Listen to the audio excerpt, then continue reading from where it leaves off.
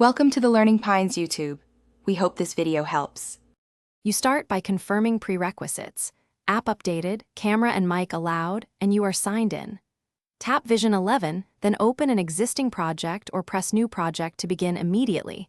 This gets you into the editor fast.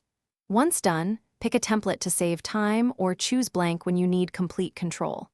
Make sure to verify two-step authentication if shown.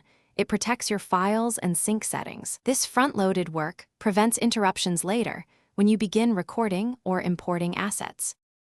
Now you import your assets. Tap Import, choose Files, or drag and drop from your device. Vision 11 accepts common formats, so verify compatibility first.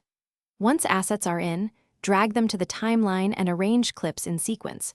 Use trim handles for quick cuts and the razor tool for precise splits.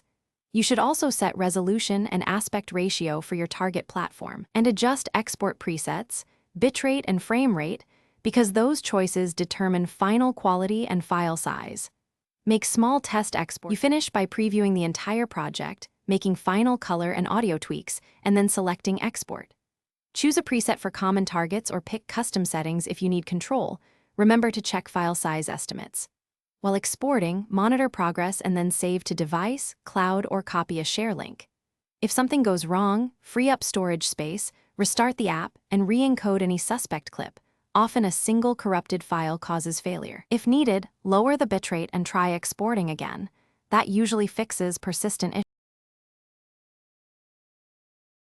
Thanks for watching. Consider subscribing if we helped you.